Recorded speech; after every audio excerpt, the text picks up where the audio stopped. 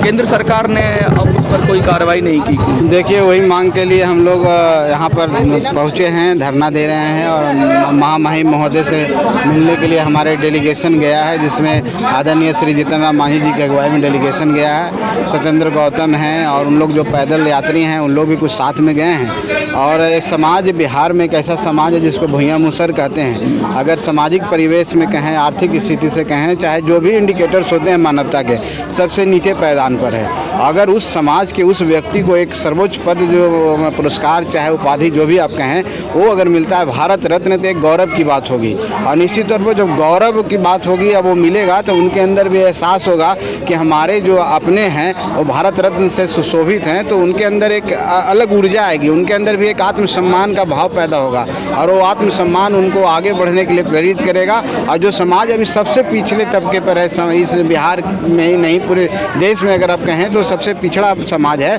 उस समाज में एक जागृति आएगी और जागृति आने के बाद वो भी कुछ करने की सोचेंगे, क्योंकि उनके पास उनके वंशज, उनके पूर्वज भारत रत्न से सम्मानित हैं। दशरथ मांझी जी जैसे लोग हैं जो 22 साल में पहाड़ को काट के रास्ता बनाए हैं, तो निश्चित तौर पर भारत रत्न एक मार्गदर्शिका के रूप में यूज करेगा, एक सूरज की रोशनी की तरह यूज करेगा जो पूरे समाज को प्रकाशित करेगा। और हम आपके माध्यम से माननीय प्रधानमंत्री जी को, महामहिम राष्ट्रपति महोदया को ये बोलना चाहते हैं कि उस समाज के उस तबके को एक बेटा को भारत रत्न देने का काम करें, ताकि समाज का गौरव बढ़े और वो जो समाज पिछड़ा है, जो अभी सबसे पिछड़ा है, वो भी अपने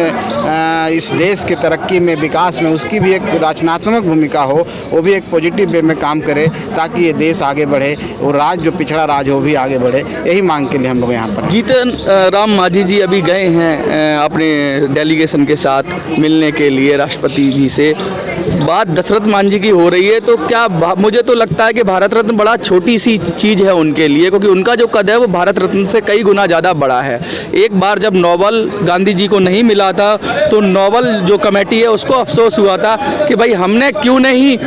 गांधी जी को नोबल प्राइज़ दिया। तो ये कथन बड़ा प्रचलित हुआ कि गांधी को नोबल नहीं मिला तो इसमें नोबल की कमी है कि नोबल को गांधी नहीं मिले। तो क्या भारत रत्न अगर दशरथ मांझी को नहीं मिलता तो ये कहा जाएगा कि ये भारत रत्न की बदकिस्मती होगी कि वो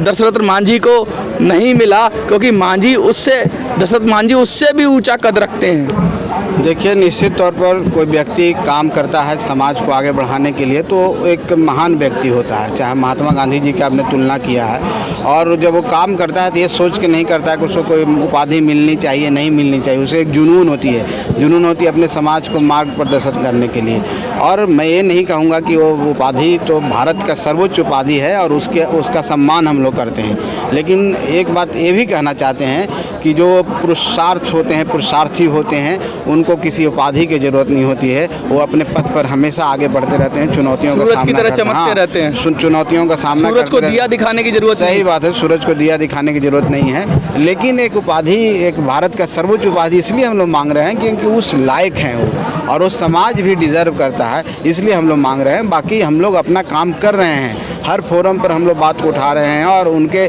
जितने अनुयायी जितना देख रहे हैं उन्हीं के जैसा सब लोग हैं और सब कुछ न कुछ आगे बढ़ के काम करने की तैयारी में हैं। हम समझते हैं कि हम लोग ज़रूर कामयाब होंगे और ये मांग जब तक जारी रहेगा तब तक भारत रत्न नहीं मिलता।